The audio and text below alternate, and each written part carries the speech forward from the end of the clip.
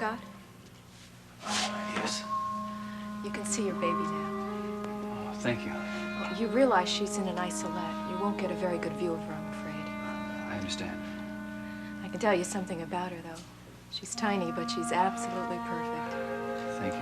Why don't you stay by the window and I'll show her to you?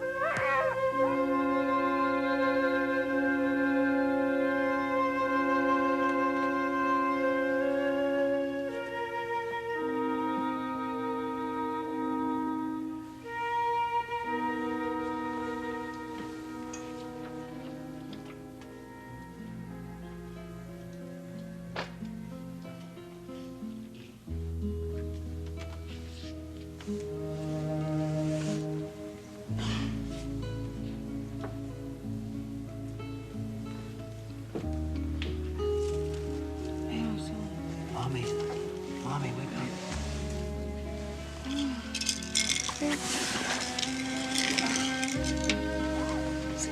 Me? Yeah. Look at it, it's beautiful, baby boy. Yeah, your very first baby rattle. Did you see her? Did you see our daughter? Oh, yeah. Oh, God, April, she's so beautiful. Mm-hmm. She's almost as beautiful as you are. Excuse me, I'm so tired. I know. They said you didn't get any sleep at all until after she came. Yeah. I'll be okay. What about you? Is the trial still on? No, honey, it's over. Oh, thank God. Well, what happened? Tell me, what did the jury say?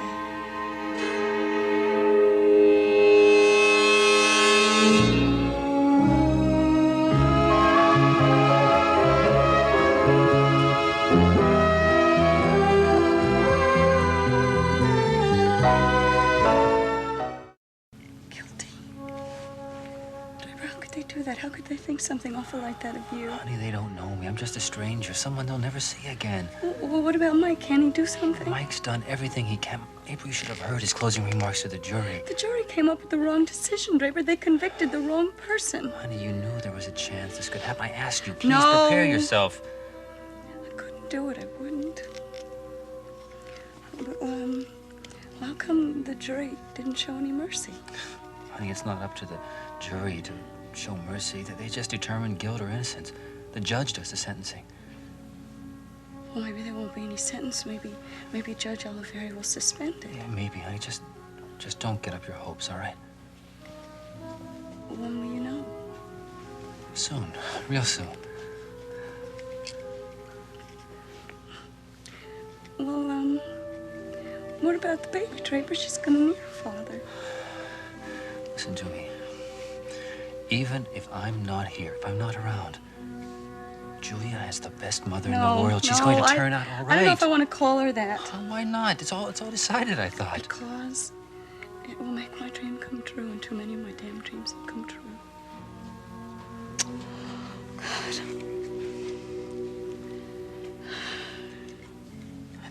Honey, I have to go for a while.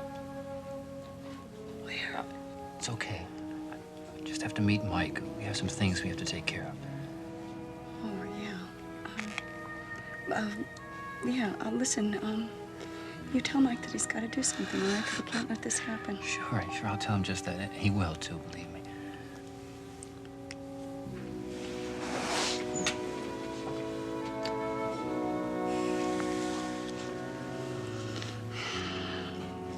Hey, listen to me. I love you. I love you more than anything in this world. You know that. Yeah. And I love our baby. And thank you. Thank you for making me a daddy.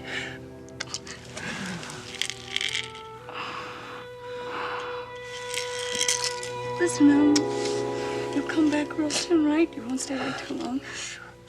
You know, I'll be right back just as soon as I can. Okay.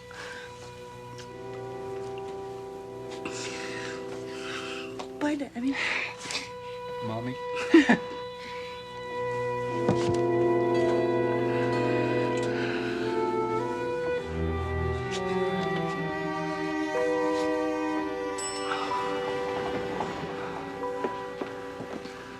Draper? How is she? It's pretty rough. She didn't know about the verdict. God. Oh, look, stay with her, please. Of course I will, as long as you want me to. She's gonna need a friend. Look, I have to go to the courthouse. I don't know how long I'll be. She shouldn't be very long. The sentencing shouldn't take more than an hour or so. Does she know that's happening this morning? No. I didn't tell her. What I told her was bad enough. Let's go.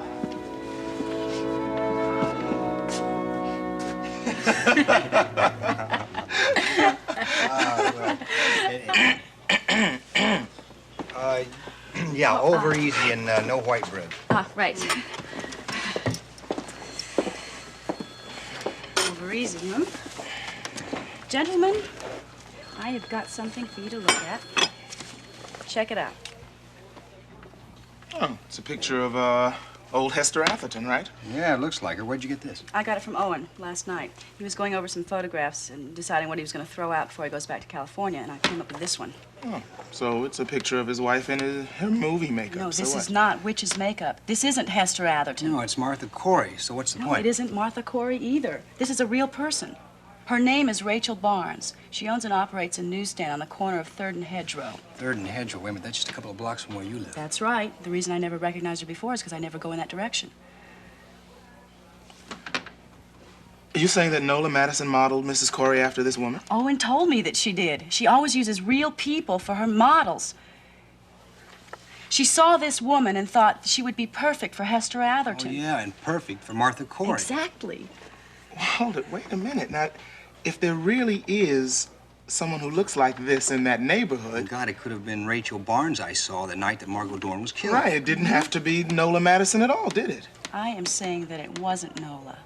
And we were never sure why Nola brought Mrs. Corey back, especially after Miles Cavanaugh told her to stay away. Oh, poor Rachel Barnes, can you imagine? She must have thought I was crazy when I went after her like that. Well, that's why she ran away, because it wasn't Nola. She was just a frightened old woman. Yeah, but hold it now. Didn't Nola claim to be the woman that Steve saw? Well, of course she did. Don't you see, Calvin? She jumped at the opportunity we gave her. Oh, my God. It means I gave her the alibi. Now, that was very generous of you. All right. Now, the next question we have to answer is why did she lie?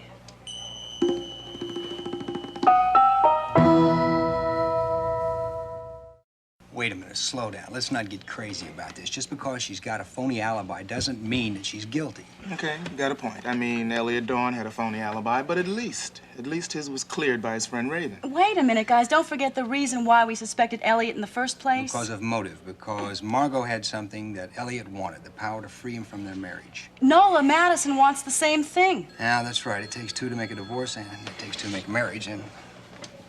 Now, come on. You really think Nola Madisson has the nerve to actually kill somebody? Are you kidding me? You want to ask me about Nola Madison's nerve? Remember what she did to Deborah and to Miles Cavanaugh. Look, if a woman is capable of going that far to get what she wants, I think she could go anywhere. Okay. How did she do it? I don't know yet. Well, let me remind you, Red, that the big question in this whole affair is how anybody could have killed Margo Dorn aside from her son-in-law, who was the only person present. Wait a minute. Why don't we go over and ask Nola? Maybe she'll fill us in on the details. just like that. Sure, we walk in, we act like we know she's guilty. Maybe she'll tell us all her secrets. And you really think she's gonna be dumb enough to just tell us? Maybe if we scare her into it. Come on, what do you say, No, Deborah? I don't think so.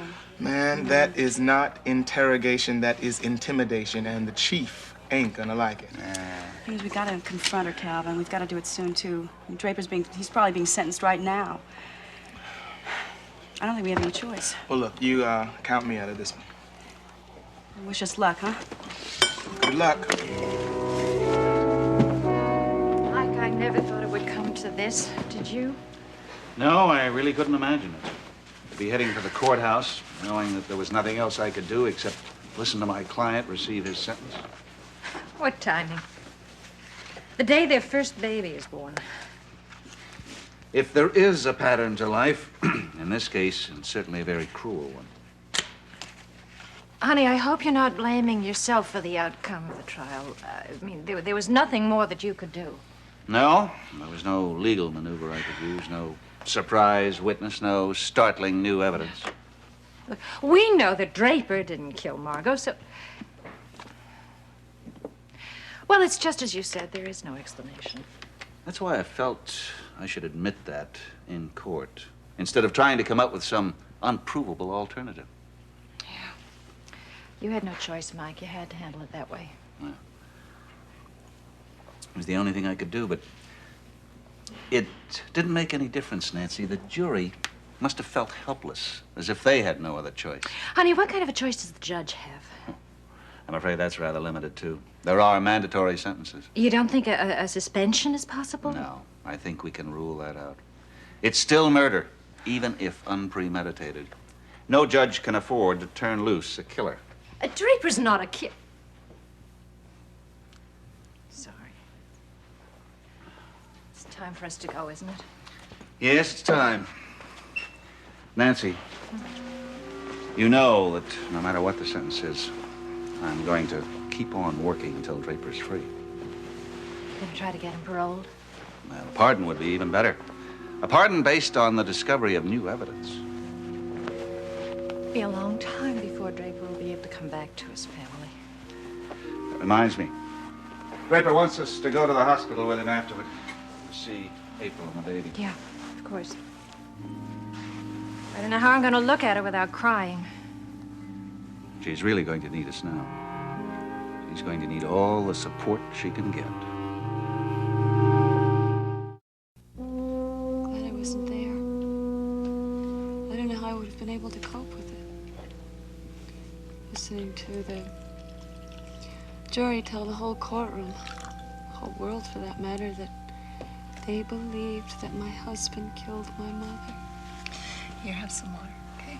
Thanks.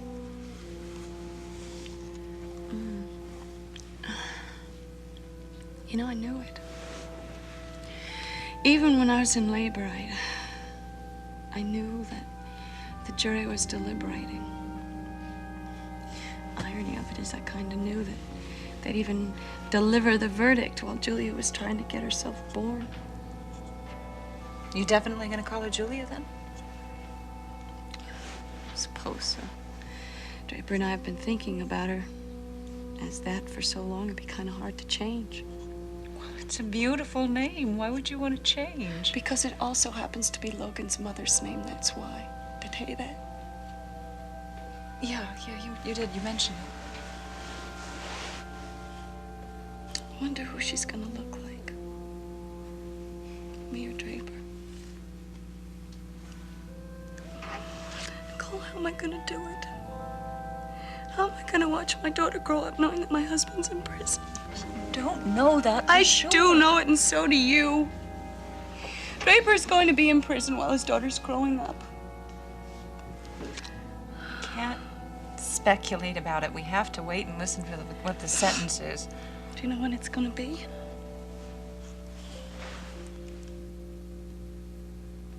Oh my God, it's not today. Oh my God. That's where Draper's right now, isn't he? He didn't have a meeting with Mike. He went to the courthouse.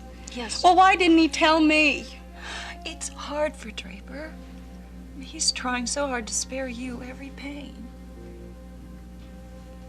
Not today. God, I wish I knew some prayer to say. I wish I knew the right one. Doesn't matter though, does it? I mean, they've already made their decision. Everything's happening so fast. Oh my God, it's happening so fast.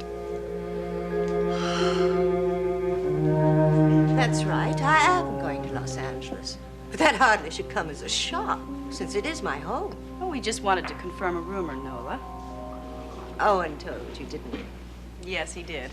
He also mentioned that he was going to go back to California himself in a couple of days. Well, I assure you, we won't be traveling together. How about you, Elliot? You going to California, too? Yes, he is. Sorry to hear about your laryngitis. I can talk all right. Would you like a drink? No, thank you. Uh-oh. That indicates you're on official duty. As a matter of fact, it's sort of semi-official. We wanted to ask Mrs. Madisson a few questions about show business. And what does that mean? Well, we wanted to ask you about your makeup. See, we were talking about your makeup the other day and how terribly clever you are at I'm it. clever enough to create a whole new person. Look, I thought you said you weren't going to make a fuss about my little Martha Corey escapade. Oh, no, we're not going to talk to you about Martha Corey. We wanted to ask you about somebody else, a woman named Rachel Barnes. Rachel Barnes? Who on earth is that? Oh, I didn't think you would recognize the name. She's a woman who owns and operates a newsstand on the corner of 3rd and Hedgemont. In fact, I have a picture of her right here. Very well. So it's a picture of an old newspaper woman. So what? Remarkable resemblance to Martha Corey, don't you think? And if you exaggerate the features a little bit and put on a fright wig, she'd look a lot like the witch in the Mansion of the Damned. Now, look, what's your point? I don't see anything wrong in creating makeup based on real people. Reality in my work is very important to me. Yes. Reality is just exactly what we wanted to talk to you about, Nola. Exactly who this woman was that Steve saw the night that Margo was murdered. Hey, wait a minute. What are you trying to say? Elliot, I went to Deborah's building trying to find Martha Corey. When I got there, nobody was in her apartment. The superintendent told me that nobody had lived there for several weeks. But as I was leaving the building, all of a sudden I saw her.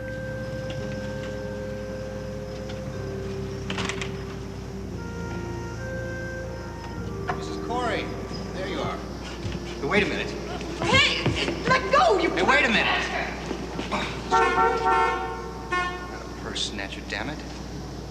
Then you're not an old lady, Mrs. Madisson. I assumed it was you, Mrs. Madisson, but now I'm beginning to realize that I might have made a mistake. Oh, well, you didn't. It was me. I was there. Are you sure? Positive. I told you.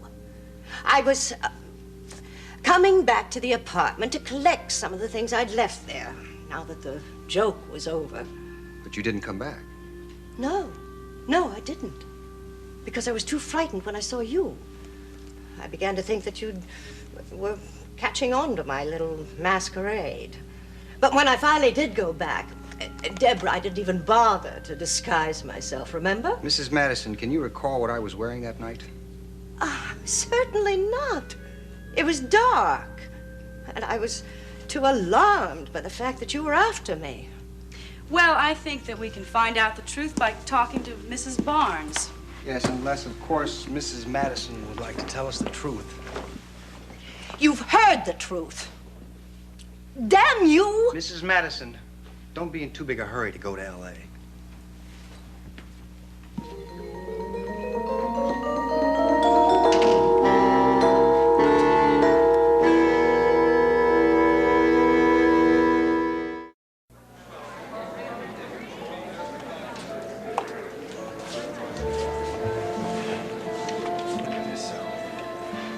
Talk about poor Draper Scott. Oh, this is going to ruin his career. New father who has to go to jail. I knew it. They make him look like St. George and me look like the dragon. Got your story wrong, haven't you? Dragon lost, you won. That's why we're here. Yeah? How come I believe him? I feel like the dragon. What's that they always say about winning the battle and losing the war? Cliff, you haven't lost a thing. All rise. The criminal court of the county of Monticello is now in session. The Honorable Martin Oliveri presiding. Be seated. Will the defendant please approach the bench?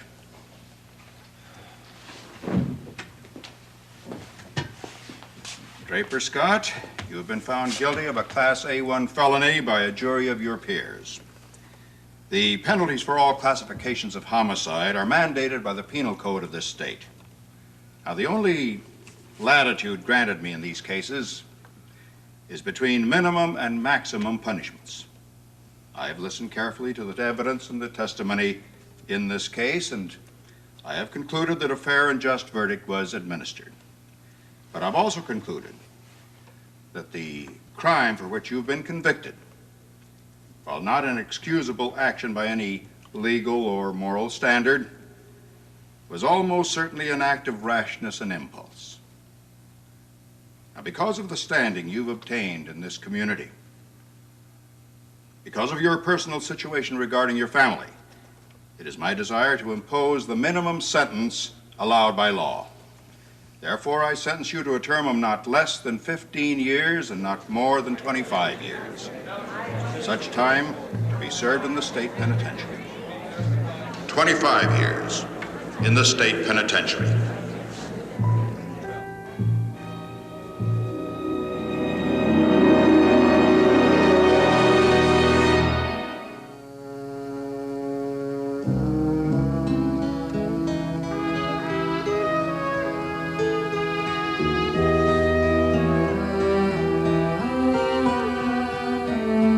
Thank you.